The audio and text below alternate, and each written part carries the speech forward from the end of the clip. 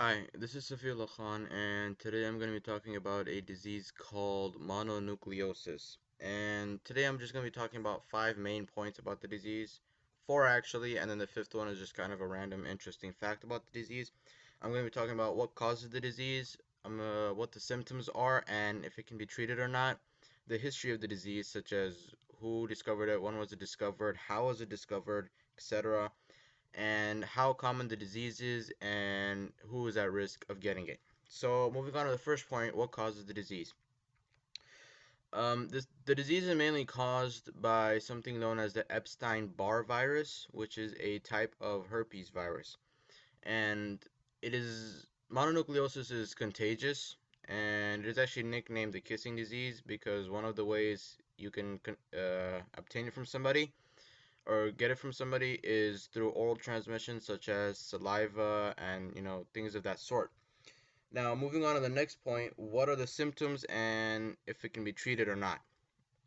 So the symptoms are very much similar to flu symptoms. You get, a bad sore throat, a high fever, you start getting nauseated, you start vomiting a lot. But there are also some extra symptoms such as swollen lymph glands and things of that sort. And and basically this disease has flu-like symptoms but on a more severe scale, and they last longer. So generally they'll last from about half a week to a week, and then they'll take another week to cool down. But if the disease gets really severe in somebody, it can go up to a month or two, and there have even been cases where the disease has gone up to about a year or two. Now, moving on to the whether it can be treated or not. This disease generally can be treated through medicine, such as antibiotics, but one way to treat it, basically the only way to treat it, is to just get a lot of rest and take a lot of fluids, drink a lot of water, etc. Now, moving on to the third point, what is the history of the disease? Now, this was kind of the main thing that caught my eye on the disease.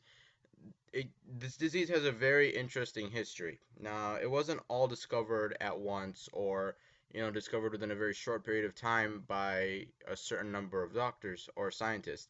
It was discovered over a 79-year period by many scientists, many groups of doctors, and first it was discovered in 1889 by a group of German doctors, and it was first described by Dr. E. Pfeiffer, who gave the first detailed description of it. And at that time, his description of it was known as the most detailed description of the disease. However, the doctors didn't really have a name for it, so they didn't know what to call it. If somebody had the disease, they would just come up and tell them the symptoms, and then they would know what disease it was. They didn't have a set name for it. So in 1920, Thomas P. Sprunt and Frank A. Evans, they gave it the current day name mononucleosis. 12 years later, in 1932, two doctors or two scientists, Paul and Bunnell, found out a way to actually diagnose the disease. 32 years later from that, in 1964, a group of doctors, namely Dr. M. Anthony Epstein, Dr. Barr, and Dr. Arco, identified what is now called the Epstein-Barr virus. And as you can tell, the virus is named after the two doctors who discovered it, Dr. Epstein and Dr. Barr. And they discovered it as a member of the herpes family of viruses, as a herpes virus. Now, in 1968, the link between the Epstein-Barr virus and mononucleosis was made when a lab technician who was working on the Epstein-Barr virus contracted mononucleosis. He basically just he was working on it, and then he just contracted the disease. And the fourth point, how common the disease is and who is at risk for getting it. Simply put, the disease is very common. It is mostly common amongst people between the age of 15 and 24. However, it is also very common amongst children, so both have a high risk of getting it. And mainly anybody under the age of 40 has a high risk of getting the disease, whereas people over the age of 40 have a less chance of getting the disease, probably because their bodies are more immune to it and they've probably already had the disease somewhere earlier on in their life. Now, studies have shown that over 95% of adults in the US have already had the disease, which is probably why people over the age of 40 are generally more immune to it because they've already had it earlier on in their lives. And, that's pretty much how common the disease is. If you are a little child or anybody under the age of 40, pretty much, you have a pretty high chance of getting this disease.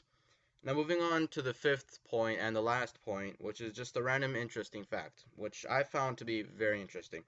Once you've already had the disease, it doesn't go away from your body, it doesn't leave the body. Rather, it stays in your throat and in the white blood cells, but it stays inactive. So, there's no such thing as I used to have that disease.